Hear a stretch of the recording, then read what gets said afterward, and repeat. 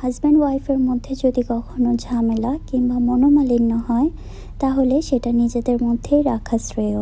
কখনো ভুল করেও অন্য কাউকে বা তৃতীয় পক্ষকে বলতে যাবেন না, কারণ আপনি এবং আপনার হাজব্যান্ডের মধ্যে হয়তোবা সেই ঝামেলা বা ভুল বোঝাবুঝি একসময় সমাধান হয়ে যাবে, কিন্তু কখনো অভিমান করে বা কষ্ট পেয়ে যদি সেটা অন্য কারো কাছে শেয়ার করেন কিংবা ফ্যামিলির কারো কাছেই যদি শেয়ার করেন, তাহলে মনে রাখবেন আপনি এবং আপনার হাজব্যান্ড হয়তো ব্যাপারটা ভুলে যাবেন ভবিষ্যতে, কিন্তু তারা কিন্তু সেটা কখনোই ভুলবে না।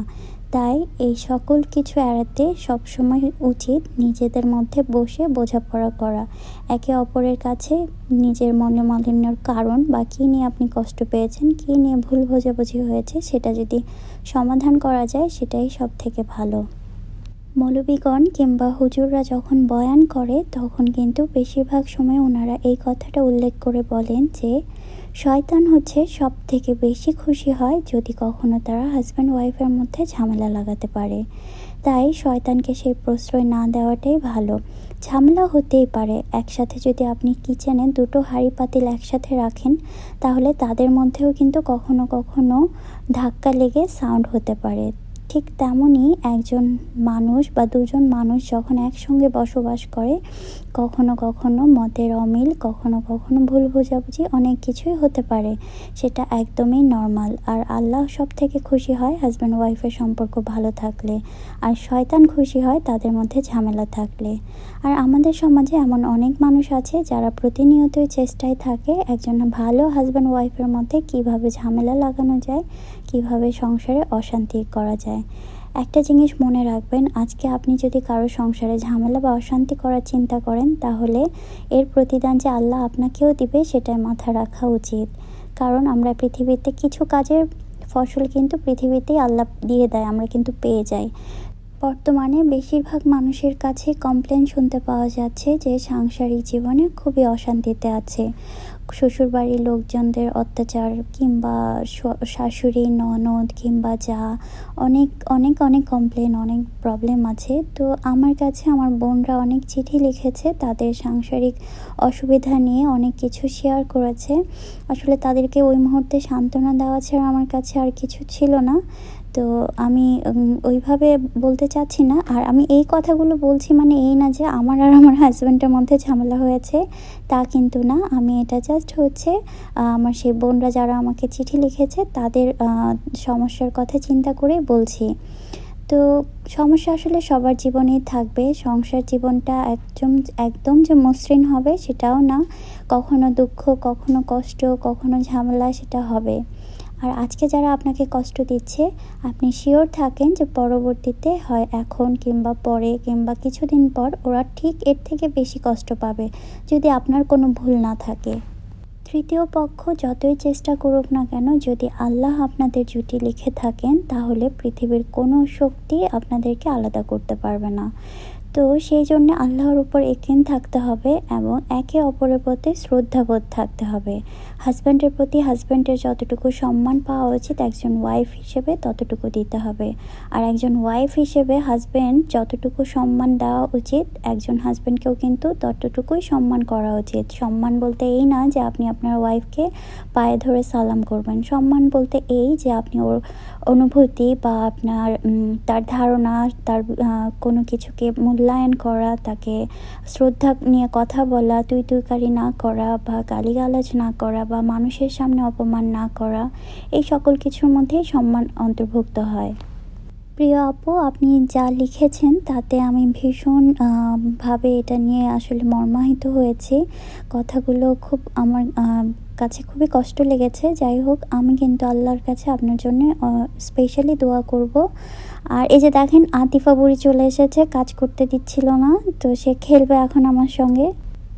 যেহেতু আমি ওর বাবার কাপড়গুলো গুছিয়ে রাখছিলাম আর এখন বেডরুমে আছি, তাই তার মনে হয়েছে সে ঘুমাবে আর আমাকে টেনে বেডের দিকে নিয়ে যাচ্ছিল।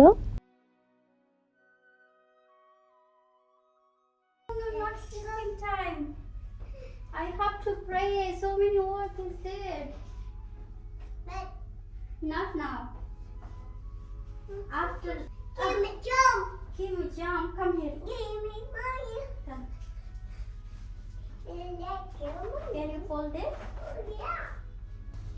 আতিফার তো অনেক খালামণি আর নানুমণি হয়েছে ইউটিউবে, যারা তাকে দেখতে না পেলে ভীষণ মিস করে।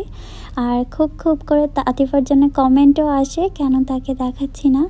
তো আসলে আমি আতিফাকে দেখাইনি এতদিন, কারণ হচ্ছে আমি ওর সাথে একটা কাজ করেছি, সেটা ঠিক করেছি কি ভুল করেছি জানি না, কিন্তু একজন মা হিসেবে আমার কাছে মনে হয়েছে এটাই একদম ঠিক করেছি। কারণ হচ্ছে ও প্রতিদিন এত গরম, দুবাই এখন 41 ডিগ্রি পর্যন্ত তাপমাত্রা চলে যাচ্ছে, আর এই গরমে সে ডেইলি পার্কে যায় খেলতে, আর তখন সে ঘেমে ডুবো হয়ে আসে। তাই আমি ওর চুলটাকে ন্যাড়া করে দিয়েছি। আর এটাই ছিল লাস্ট সুযোগ, যেহেতু এখনও স্কুল চালু হয়নি, মানে এখনও স্কুলে ভর্তি হয়নি, তো এর আগে এটাই একটা সুযোগ ছিল চুলটাকে ন্যাড়া করে দেওয়ার। আর চুলটাকে ন্যাড়া করে দেওয়ার পর এত বকা খেয়েছি আমি সবার কাছ থেকে, বিশেষ করে আমার ফুপিরা যারা দুবাইতে থাকে, ওরা তো ভীষণ রাগ করেছে, কারণ তাদের কাছে আতিফা এখন বড় মেয়ে, ওর চুল ফেলে দেওয়াটা একদমই ঠিক করিনি। ওরা তো বাচ্চার চুল জীবনে একবারই ফেলে, এরপরে আর ফেলে না। তো তাদের মত অনুযায়ী আমি এটা খারাপ করেছি আতিফার সঙ্গে। ইভেন আমার ছোট ফুপি সে তো এত পরিমাণে রেগেছিল যে আমাকে 2-3 দিন কোনো রিপ্লাই করেনি। আমি ফোন করেছি, টেক্সট করেছি, টোটালি আমার সাথে রেগেছিল। তো যাই হোক, পরে সবাই বুঝতে পেরেছে, বুঝলেও ওরা আসলে এটা অ্যাকসেপ্ট করতে পারে না। দুবাইতে যারা থাকে তারা হচ্ছে, কারণ আমার ফুপিরা কিছুটা আরাবিয়ান কালচারে বড় হয়েছে, যেহেতু এখানেই জন্ম, এখানেই বড় হয়েছে, এখানেই লোকালদের কাছে বিয়ে হয়েছে, তাই ওদের কাছে কালচারটা একটু ডিফারেন্ট হয়ে গেছে। আর এটাই আসলে সব কিছু কি ফ্যামিলি নিয়ে একদিন বলবো ইনশাল্লাহ। আর খুব রিসেন্টলি দাদার বাড়িতে যাব, আর আমার দাদা দাদি হচ্ছে আজমানে থাকে, আমার ফুপিরা আমার চাচারা সবাই হচ্ছে ওখানেই সেটেল। তো খুব শীঘ্রই যাব। অনেক যাই, কিন্তু সেটা আসলে ব্লগ করি না বা আপনাদেরকে দেখাতে পারি না, কারণ আমার কাছে মনে হয় প্রত্যেকটা মানুষের পার্সোনাল লাইফ আছে, আর সেটাকে তারা যদি পার্সোনাল রাখতে চায় এটা সম্পূর্ণই তাদের মতামত। আমি কিন্তু আমার নিজের স্বার্থের জন্য কাউকে বিরক্ত করতে পারি না, তাই আমি ব্লগ করি না। কিন্তু যদি পারি ইনশাল্লাহ চেষ্টা করব তাদের বাড়িটা কেমন সেটা দেখানোর জন্য। আতিফা বুড়ি খেলতে খেলতে হচ্ছে সব কিছু এলোমেলো করে রেখেছিল, তো আমি সেগুলোকে আবার একটু ঠিক করে রাখছি। আর পর্দাটাকে এইভাবে করে রাখলে আমার কাছে মনে হয় ঘরের লুকটা দেখতে অন্যরকম লাগে। আর সব সময় ঘরটাকে, ঘর, বিছানা, বেডরুম, এই জিনিসগুলো যদি পরিপাটি থাকে, তাহলে যখন হাজব্যান্ড বা যারা বাড়ির মেল মেম্বার্স আছে তারা বাহিরে সারাদিন পরিশ্রম করার পর যখন ঘরে ফিরে, আর ঘরে এসে যদি দেখে ঘরটা খুব পরিপাটি এবং নিট অ্যান্ড ক্লিন করে রাখা আছে, বিছানাটা খুব সুন্দর করে টান টান করে গুছানো আছে, তাহলে কিন্তু তারা খুব স্বস্তি ফিল করে। আর বাড়িতে যতই ঝামেলা, আপনি যে কোনো কারণে যদি বিরক্ত থাকেন, সেটা হাজব্যান্ড আসার সাথে সাথেই বলা শুরু করবেন না, একটু সময় নেবেন, তাকে পানি খেতে দেবেন কিংবা তার হাল হাকিকত জিজ্ঞেস করবেন। তারপর সেটা যদি খুব ইম্পর্টেন্ট হয় ঠান্ডা মাথায় সুন্দর করে বলবেন, কারণ বেশিরভাগ আমাদের মধ্যে ঝামেলাটাই হয়, আমরা মেয়েরা সারাদিন অপেক্ষা করি যে কখন হাজব্যান্ড বাসায় আসবে আর সকল সমস্যার সমাধানের জন্য তার কাছে বলবো। কিন্তু আসলে সেটাও দেখতে হবে যে হাজব্যান্ডের মন মানসিকতাটা তখন সেই রকম আছে কি না, বাহিরে তার সঙ্গে কি ঘটেছে, অফিসে কোনো ঝামেলা হয়েছে কি না, সব কিছুর পর তারপর হচ্ছে বুঝে যদি তাকে একটু সুন্দর করে সময় দিয়ে তারপর যদি আপনার সমস্যাটা শেয়ার করেন, সেটাই আসলে উত্তম হবে। আতিফার মিল্ক বটলটা ক্লিন করে এবং রাতের জন্য প্রিপারেশন নিচ্ছি। রাতে ঘুমানোর আগে, যেহেতু আতিফা ফর্মুলা মিল্ক খেতে পছন্দ করে, তাই ওর সব কিছু আমি রেডি করে আমার বেড সাইডে যে টেবিলটা আছে সেটাতেই রেখে দিই, যেন রাতের বেলা ও যখন মিল্ক খেতে চায় তখনই যেন দিতে পারি। আর তার জন্য এখানে কিছু ব্রাশ, কিছু সেট কিনে রেখেছিলাম, যখন ও হয়েছে তার পরপরই আমি এই জিনিসগুলো কিনেছিলাম, আর সেটা এখন পর্যন্ত ইউজ করছি। বাচ্চাদের ফিটার নিয়ে কিন্তু অনেক ইম্পর্টেন্ট কথা আছে, যদি আজকে আমার হাতে এত টাইম নেই, কিন্তু চেষ্টা করব যদি আপনারা আগ্রহী থাকেন বাচ্চাদের সুস্থতা, বাচ্চাদের খাবার দাবার, এই সকল নিয়ে আমি যতটুকু জানি, আমার এই ক্ষুদ্র জ্ঞান অনুযায়ী আমি যা জানি বা আমার যা এক্সপিরিয়েন্স আছে আমি সেটাই শেয়ার করব। আমি যে খুব দক্ষ বা আমি যে এটার উপর ডক্টরেট ডিগ্রি লাভ করেছি সেটা না, জাস্ট আমার এক্সপিরিয়েন্স থেকে আমি যা শিখেছি সেটা আমি আপনাদের সঙ্গে শেয়ার করতে চাই। যদি আপনারা আগ্রহী থাকেন তাহলে আশা করছি কমেন্ট করে জানাবেন। আর ওর বটল ক্লিনারের জন্য আমি একটা আলাদা লিকুইড ইউজ করি, সেটা শুধু বাচ্চাদের বটল কিংবা হচ্ছে বাচ্চাদের টয়স, বাচ্চাদের জিনিসগুলো পরিষ্কার করার জন্য আলাদা করে বানানো মানে তৈরি করা হয়েছে এটা। তো এগুলো সব কিছু সুন্দর করে ধুয়ে আমি রেডি করে নিচ্ছি, যেন রাতের বেলা আতিফা যখন মিল্কটা চাইবে তখনই দিতে পারি, যেহেতু ফর্মুলা মিল্ক খায়। আর ফর্মুলা মিল্কটাও আমি প্রিপেয়ার করে রাখি। আপনাদেরকে তো বলেছি যে আতিফা আপটা মিল্ক ফর্মুলা মিল্কটা খায়। আর বাংলাদেশে হয়তো বা বেশিরভাগ বাচ্চারা নানটা পছন্দ করে। আমি নান দিয়ে দেখেছিলাম, আতিফা আসলে ছোটোবেলায় যেহেতু ওকে আমি নান দিইনি, আপটা মিল দিয়েছিলাম, তাই ওই টেস্টটার সাথেই সে অভ্যস্ত। আর বাচ্চাদের মিল্ক বটলটা কিন্তু খুব সাবধানতার সাথে পরিষ্কার করে এবং সেটাকে স্টেরিলাইজ করে নেওয়াটা উত্তম, আর সেটা করতেই হয়। আর এখানে যদি কোনো রকম একটু জীবাণু বা কোনো কিছু থেকে যায় তাহলে কিন্তু বাচ্চাদের খুব সহজেই ডায়রিয়া হয়ে যায়। আর আমরা কিন্তু বেশিরভাগ সময় একটা ভুল করি, বাচ্চাদের ফিটারটাকে গরম পানিতে চুলায় বসিয়ে হয়তো সিদ্ধ করি, সেটা কিন্তু মারাত্মক ক্ষতি। যদি এটা প্লাস্টিকের বটল হয় তাহলে কিন্তু সেটা মানে আপনি হয়তো ভাবছেন যে উপকার হবে, তার থেকে বেশি ক্ষতি হতে পারে। তাই এটার জন্য অ্যাভয়েড করা উচিত। বাচ্চাদের স্টেরিলাইজার পাওয়া যায় ফিটারে, তো যদি সম্ভব হয়, যদি সামর্থ্য থাকে, সেটা একটা কিনে নেওয়া। আর এই যে বটলটা দেখতে পাচ্ছেন, এটা আমি সব সময় ব্যবহার করি। আতিফা যেই দিন হয়েছে সেই দিন থেকে এটাকে আমি ইউজ করছি। আর এই বটলটা যে শুধু রাতেই কাজে লাগে তা কিন্তু না, আমি যখন কোথাও ট্রাভেল করি তখনও কিন্তু খুব সাহায্য করে। স্পেশালি যখন লং জার্নি কিংবা আতিফা যখন ছোট ছিল তখন যদি আতিফার চাচাদের বাড়ি কিংবা আমার দাদার বাড়িতে বেড়াতে যেতাম, তখন আমি এই জিনিসটাকে সাথে করে নিতাম আতিফার যে বেবি ব্যাগ আছে তার মধ্যে ভরে। তো আমি এখন এই জায়গাটাকে খুব ভালো করে ক্লিন করে নিব, যেহেতু আতিফার জিনিসপত্র সব কিছু এখানে থাকে, তো এই জায়গাটা নিট অ্যান্ড ক্লিন থাকাটা খুবই ইম্পর্টেন্ট। আর একজন বাচ্চার সুস্থতা এবং পরিষ্কার পরিচ্ছন্নতা একজন মার থেকে কিন্তু ভালো আর কেউ বুঝতে পারে না। যতই আপনার হেল্পিং হ্যান্ড থাকুক, যাই থাকুক, আমি কিন্তু সর্বোচ্চই চেষ্টা করি যে আতিফার খাবার, আতিফার জিনিসপত্রগুলো নিজে করা। যদি কখনো টাইম না থাকে তখন অন্যকে দিই, কিন্তু বেশিরভাগ সময় আমি নিজেই করার চেষ্টা করি। আতিফার বয়স 1 বছর হওয়া আগ পর্যন্ত কিন্তু আতিফার সকল কাজ আমি নিজেই করেছি কিংবা আমার বোন করে দিয়েছে, আর না হলে আমার মা। হেল্পিং হ্যান্ডের কাছে কিন্তু 1 বছরের আগে আতিফাকে দিইনি। আর এই যে এটা হচ্ছে আতিফার স্টেরিলাইজারটা যেটার কথা বলছিলাম, এটা ও হওয়ার পরপরই কিনেছিলাম। অ্যাকচুয়ালি এটা দুটো আছে, একটা বাংলাদেশে আর একটা এখানে, কারণ বাংলাদেশে অনেক দিন থাকা হয়েছিল আর তখন তো এটা লাগবেই, প্রয়োজনীয়, তাই 2 জায়গায় 2টা কেনা আছে। ইনশাল্লাহ পরবর্তীতে আমার বোনের বাচ্চা হলে হয়তো বা ইউজ করতে পারবে, যেটা বাংলাদেশে আছে। আতিফার খাবার সময় হয়ে গেছে, রাতের ডিনার, তো নিচে যেতে চাইছে না, তাই আমি ওকে নিয়ে যাচ্ছি আমার সঙ্গে। ও যে কোনো জায়গায় যেতে রাজি, সীমার সাথে যেতে চাইছিল না, কোনো কারণে তাদের মধ্যে ঝামেলা হয়েছে, তো আমি নিচে দিয়ে আসছি। আর ও খেতে খেতে এর মধ্যে আমি এশারের নামাজ পড়ে নিব, আর টুকিটাকি কিছু কাজ আছে সেগুলোও করে নেব, যেমন হচ্ছে ও সব কিছু এলোমেলো করে রেখেছিল, সেগুলো গোছানোর পর এশার নামাজ পড়ে নিয়েছি। আর নামাজের পর মনে হচ্ছিল একটা চা না খেলে ভালো লাগছে না, কারণ এই চাটা আমি ডেইলি খাই, আজকে দুপুরে খাওয়া হয়নি, তাই এখন খেয়ে নিচ্ছি। আর তার সঙ্গে স্ন্যাক্স হিসেবে কিছু নাটস নিয়েছি, কারণ একটু পরেই ডিনার করব, তাই অন্য কোনো স্ন্যাক্স আর খাচ্ছি না। আর আতিফার বাবা একটু বাইরে গিয়েছে, আসতে একটু দেরি হবে, তো ডিনারটাও মনে হচ্ছে দেরি হবে। তো এর মধ্যে আমি একটু চা খেয়ে নিব। আর চা খেতে খেতে আমার যে ডেইলি হিসাবটা থাকে সেটা লিখে রাখি।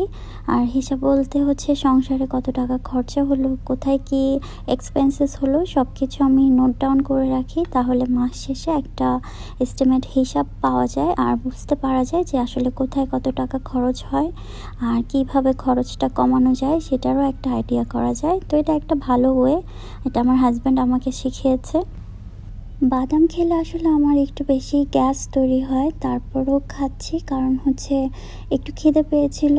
আর এখন যদি আমি অন্য কোনো খাবার খাই তাহলে রাতের ডিনারটা ডাবল হয়ে যাবে, তাই ভাবলাম যে একটু নাটসই খেয়ে নিই। আর পিস্তাচিও খেতে কিন্তু ভালো লাগে আমার কাছে।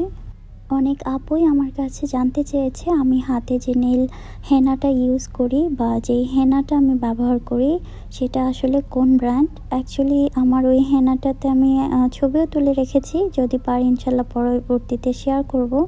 ওটাতে এক্স্যাক্টলি কোনো নাম লেখা নেই। এটা আসলে আমি কিনেছিলাম একটা পাকিস্তানি ড্রেসের দোকান থেকে ঈদের সময়, তাও আবার রোজার ঈদের সময় কিনেছিলাম।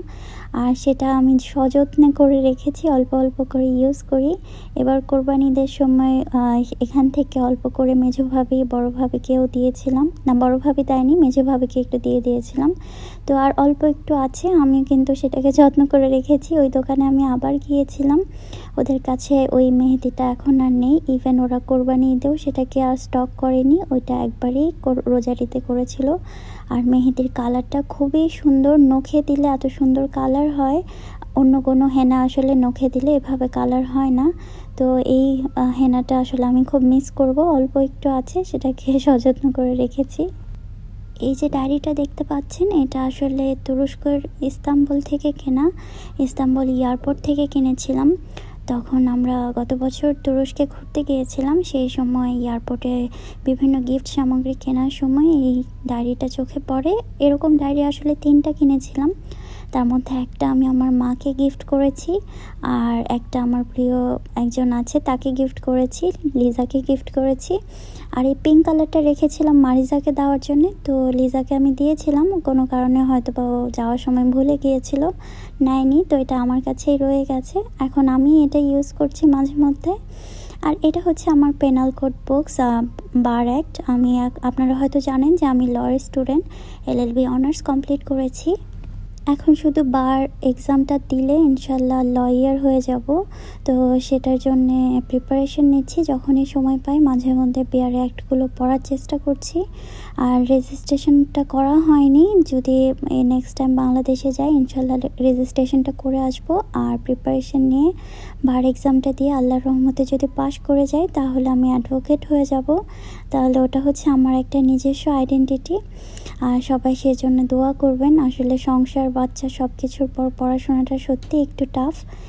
এই হচ্ছে আমার সেই প্রিয় ভাতিজা বউ সিথি, আবারও সে নেহারি রান্না করে পাঠিয়েছে, আর অসম্ভব মজার নেহারি। গতবারের থেকেও এবারের টেস্টটা কেন জানি আর একটু বেশি ভালো লাগছিল, মনে হয়েছে আরও বেশি ইয়াম্মি হয়েছে। আমি ওর কাছে এই রেসিপিটা চেয়েছি, ও বলেছে যে হ্যাঁ ইনশাল্লাহ শেয়ার করবে। তো সিথি, আমি আশা করছি যে তুমি খুব শীঘ্রই এটা শেয়ার করবে সবার সঙ্গে, শুধু আমার সঙ্গে না। কারণ নেহারি তো আমরা সবাই খাই, কিন্তু এইরকম সুস্বাদু নেহারি খুবই কম পাওয়া যায়। অসম্ভব মজা, প্রত্যেকটা বাইটে মনে হবে যে একটা কিছু ম্যাজিক্যাল আছে এর ভেতর। তো অনেক অনেক ধন্যবাদ সিথি, তুমি বাংলাদেশ থেকে এসেছো, এসেই নেহারি রান্না করে আমাদেরকে দিয়ে গিয়েছো। এটা আসলে সত্যি খুব ভালো ফিল করি আমরা তোমার এই আপ্যায়নটা। তো ইনশাল্লাহ তোমার জন্য অনেক অনেক দোয়া রইল। সবার ডিনার কমপ্লিট, আর এখন আমি আর আতিফা একটু খেলছি। আর খেলার সময় আমি ওকে যে জিনিসগুলোতে সে কিছু শিখতে পারবে সেগুলোতে বেশি ফোকাস দিই। যেমন এই খেলনাটা, এখান থেকে সে কালার, তারপর হচ্ছে 1 থেকে 10 পর্যন্ত কাউন্টিং, এগুলো শিখতে পেরেছে। সব মিলিয়ে সবার কাছে দোয়া চাইছি, আতিফার জন্য দোয়া করবেন। আতিফা কিন্তু বেশিরভাগ সময় অসুস্থ থাকছে ইদানিং, আর ও খাওয়া দাওয়াও করছে না। এর জন্য আমি ডাক্তার দেখাবো খুব শীঘ্রই ইনশাল্লাহ, কেন খাওয়া দাওয়া করছে না ঠিকঠাক। আর সব মিলিয়ে সবার কাছে দোয়া চাইছি, সবাই ভালো থাকবেন, সবাই আমাদের জন্যও দোয়া করবেন। আপনাদের জন্য অনেক অনেক দোয়া থাকলো। আল্লাহ হাফেজ।